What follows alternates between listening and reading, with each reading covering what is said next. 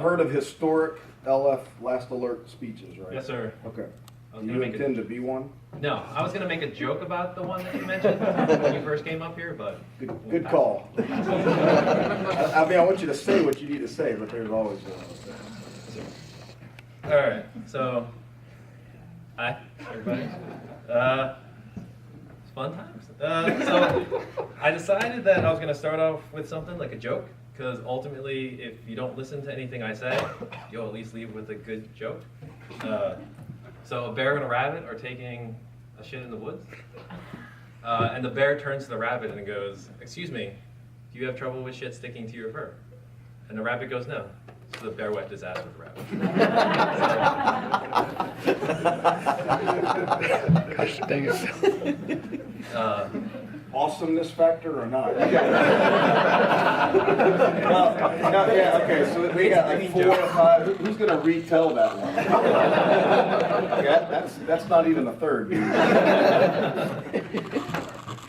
It's a clean joke. I will retell that joke. See, you're getting better. But I did think something was interesting though, because yesterday I was kind of thinking about finalizing what I was going to write on paper, and someone mentioned to me, is like, "Hey, it's like, is your LFA going to like beat Patrick Timms' LFA from yesterday?" And I was like, thinking about that statement, like, there's really no way to top someone else's LFA. It's like impossible, like, because your LFA just kind of falls into how well you communicate your feelings to everybody, and I'm super awkward right now. Right now or always? Just asking. But before I start off, it's been an interesting 4 years. It's been a lot of fun with you guys. I think the most important thing that you guys can take away from this place is the people that you meet. And, you know, it just makes this place just that much better, because we're friends. But I do want to start off with an interesting quote that I think kind of really applies here, and it's from Dale Carnegie.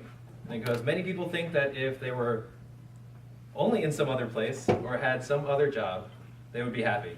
Well, that is doubtful. So get as much happiness out of what you're doing as you can, and don't put off being happy until some future date."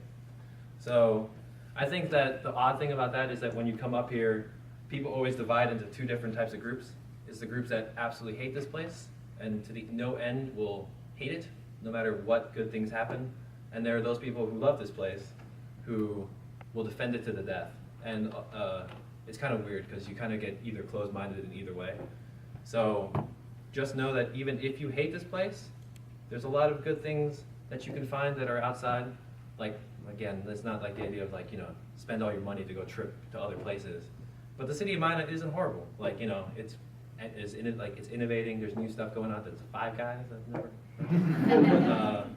But like, just like all the cool things, all the mom and pop shops are going away. It's actually turning into like a bigger city.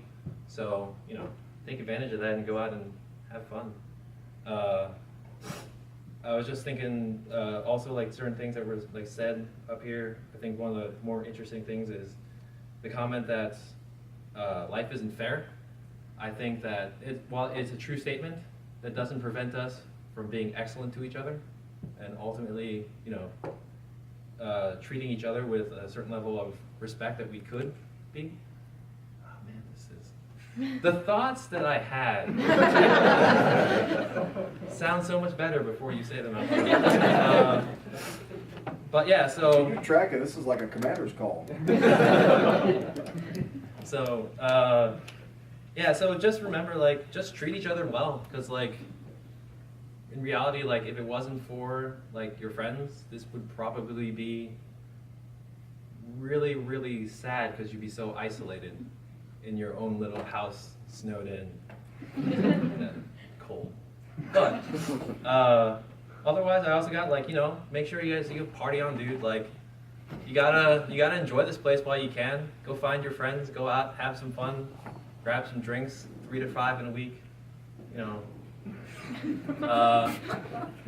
I think the most interesting thing that ever happened to me was the moment, and my opinion's changed a lot since that, but I did initially, when I got tracking the nukes, it was that negative, the mindset that was just told to me nonstop. I never really heard positive things, all I heard were negative things.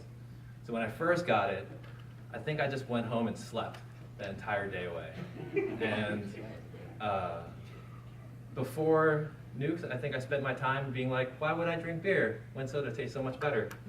And then, within reason. But, so. You're talking like keg amounts, or are we just talking? 3 to 5 glasses, sir. 3 to 5 glasses. Sizes vary. Good beer or like Miller Lite? Oh, no. It's gotta be like Stella, some sort of German beer. German beer. Thinking about that. But yeah, so, and then what was I thinking? Anyway, I'll just press on then. Hey James, give my love to the princesses. That had nothing to do with anything.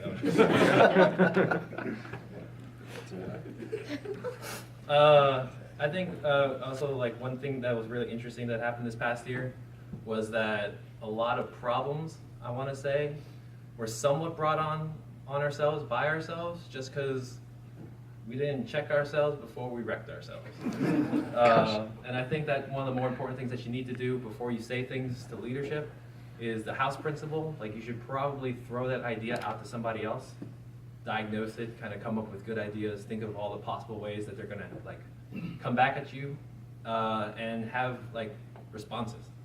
So I remember one of the more interesting things that happened was when we had to start, getting our shop ad items before we actually left for pre-D, or before we showed up for pre-D, because someone had said that they just wanted to get on alert faster, but they didn't really have anything else to back it up, and they kind of kept going, and then he kind of kept going backwards and backwards. What's that phrase called? But he kind of just didn't have the responses that were necessary, and it ended up with everyone suffering as a result. So just remember, like, there's a lot of flight commanders, there's a lot of people out here who you can talk to and kind of come up with a really good idea, and then you can kind of use the whiskeys. They're not doing anything.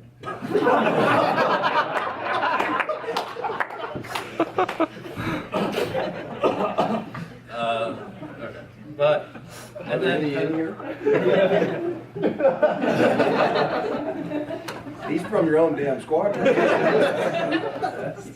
Your last alert might be more eventful.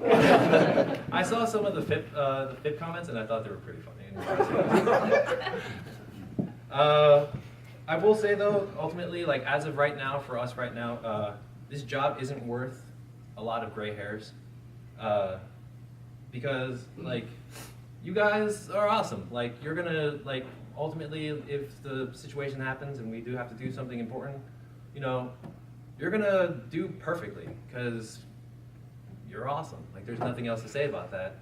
And worrying about a lot of the things that could possibly happen is not necessary. Like you're trained to react according to status, and you're gonna do that perfectly.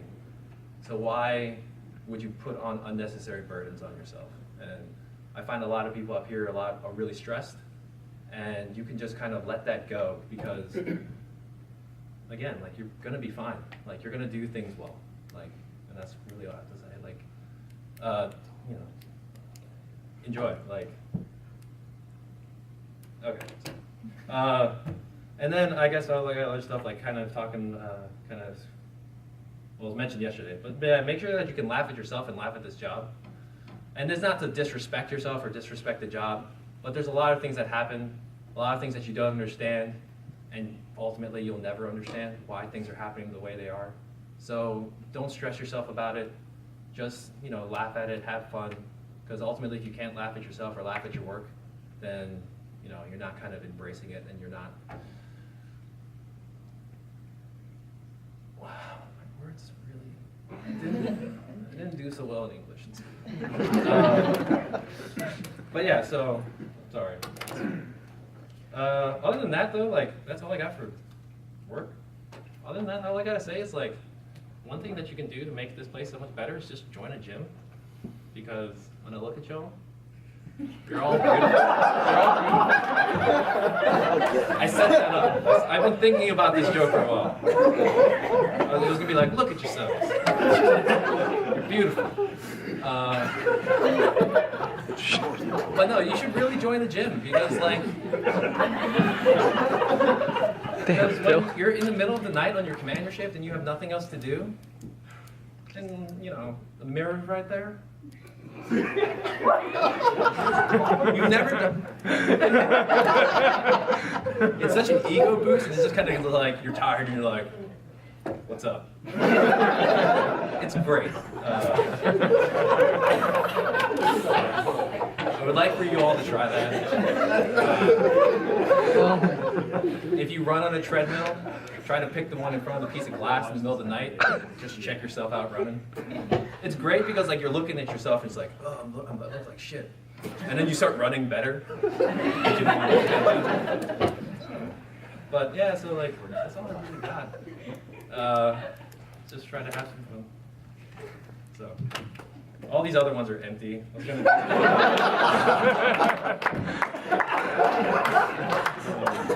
I was gonna do a gag where I was gonna come up and just be like, oh, whatever.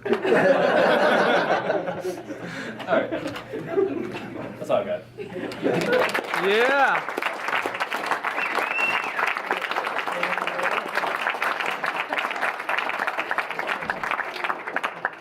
So on behalf of both Colonel Cruz and Colonel Pegg, if I could present this to you, I would say, hey, congratulations for your last alert. Colonel Pegg asked me to present you with this coin. I said, thank you. Good job. So where are you going? I'm supposed to be in Keystone. So. Okay. Keysler. Been there before? No, sir. Okay. It's gonna be warm. Are you from the Deep South? No. Stand by. Okay, anybody got any questions? I don't know if y'all do that or not. Just let them go. Okay, the weapons officer has a question, but he'll ask you that later.